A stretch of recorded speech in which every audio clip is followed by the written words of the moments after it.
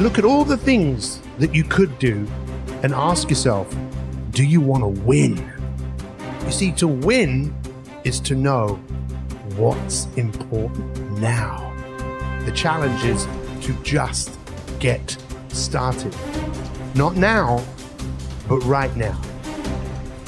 Bring on the resistance, bring on the challenge, and allow yourself to have the feeling of elation when you've got started and you've done something that you said that you were going to do. And the more you do this, the better you will feel, the more adept and the stronger you will become at moving through the resistance that we all face. You see, how you do anything is how you do everything. And the fact is, it all comes down to one thing. That one thing is choice. And what's the easiest choice to make? Well, the easiest choice to make is to choose what you've chosen before. And if you always do what you've always done, then you'll always get what you've always got. Ultimately, your attention is your superpower. Your attention to focus on now what needs to be done. And this is the difference between success and failure. When you're focusing on something you can control, you're not having a negative thought, even if you're dealing with negative information. When you're seeing yourself focusing on things you can't control, that's when you don't want to be. Anytime a thought comes into your mind, I want you to stop and ask yourself, can I control this? If the answer is yes, go right in and get involved. If the answer is no, gather the information and then switch over to focusing on what you can control. I always focus on not how I feel before something, but how I feel after. The things that are good for you will feel bad before and good after. And the things that are bad for you will feel good before and terrible after. And so I'm more focused on how can we be healthy.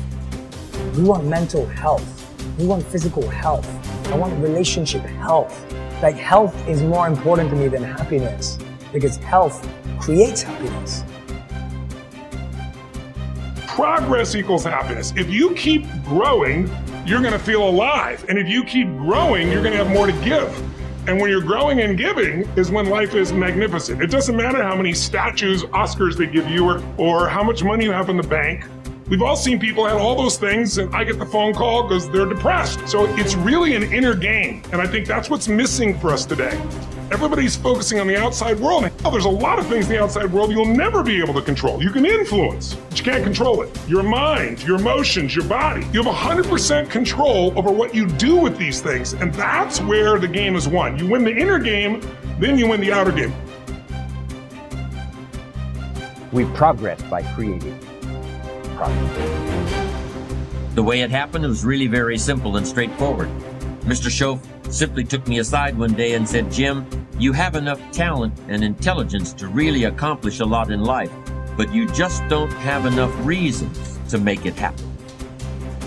When I heard that, something clicked inside my head. This was truly a key insight, a turning point in my life. I had always doubted if I had enough ability to be successful, but suddenly I realized that having enough ability was not the problem. The problem was having enough reasons. If you're like most people, having to is a lot stronger than wanting to. But often, and especially when you're young, that difference isn't always clear until someone points it out to you. But of course, different people are motivated by different things. In order to be successful, you need this very internal, very personal, very unique thing called strong character. So you have to build yourself from the ground up, and that's scary for a lot of people, but it's also a massive opportunity. You can decide if you want to be a famous musician, or a nice sensitive poet, or a painter, or a kickboxing world champion, or a businessman. You get to decide on all the different characters in the video game. You can choose, who do I want to be? And then if you actually try, you can become it. Isn't that amazing? You can wake up and go, you know what? I want to be this kind of guy. I knew who I wanted to be. I want to be the dude pulling up in the Lambo, 3 a.m, gets out. Everyone's like, who is this big, strong, rich dude? I wanted to be that man, so I became it. And if you don't want that, if you want to go be a musician and play guitar and get a bunch of chicks and chill in Bali and smoke, whatever, go, you can choose your character and build it. So nothing different than being in a dressing room or a bathroom when there's 2 mirrors like this, and you look down and there's an infinite number of yous that go that way. There's some synchronicity, there's some change, there's some uniqueness, and every time we do the work, we keep moving into another dimension. So then, all possibilities exist in the eternal present moment, and they exist as thought, because the quantum is the realm of thought. So it's not like you create anything there. You just become aware of what already exists. You put your attention on it, and you begin to experience it in that realm, whatever you experience in that realm beyond space and time. And you can begin to emotionally embrace. That must manifest in three-dimensional reality. In this space and time, it's the law. Now, getting people to do that, getting better at it, we're starting to see that people can begin to create from the field instead of from matter. So yeah, possibilities for health exist. Possibilities for wealth exist. Nothing is so embarrassing as watching someone do something that you said could not be done.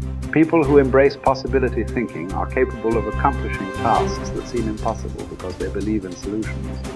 When you believe you can do something difficult and you succeed, many doors open for you. Big thinkers are specialists in creating positive, forward-looking, optimistic pictures in their own minds and in the minds of others. If you embrace possibility thinking, your dreams will go from molehill to mountain size, and because you believe in possibilities, you put yourself in position to achieve them. The winners in life think constantly in terms of I can, I will, and I am. Losers, on the other hand, concentrate their waking thoughts on what they should have done or what they don't do. If you believe you can't do something, then it doesn't matter how hard you try, because you've already lost. If you believe you can do something, you have already won much of the battle. The first step in becoming a possibility thinker is to stop yourself from searching for and dwelling on what's wrong with any given situation. Sports psychologist Bob Rotella recounts, I tell people, if you don't want to get into positive thinking, that's okay. Just eliminate all the negative thoughts from your mind, and whatever's left will be fine.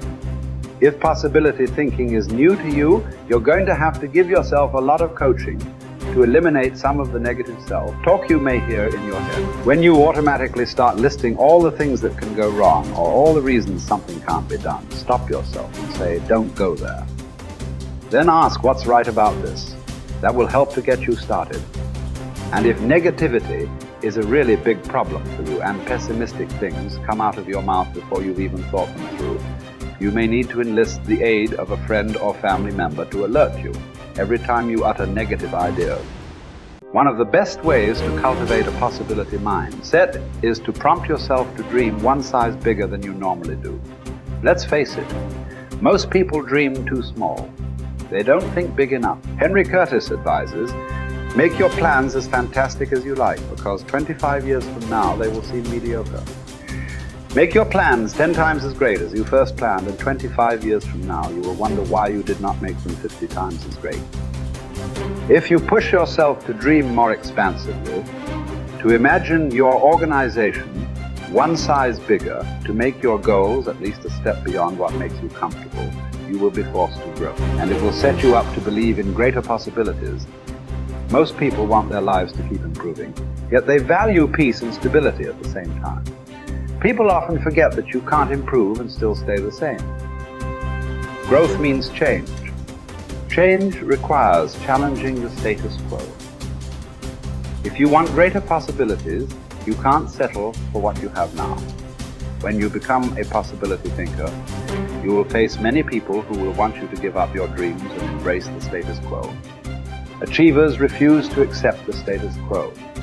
As you begin to explore greater possibilities for yourself, your organization, or your family, and others challenge you for it, other possibility thinkers across the country and around the world are thinking about curing cancer, developing new energy sources, feeding hungry people, and improving quality of life. They are challenging the status quo against the odds. And you should too,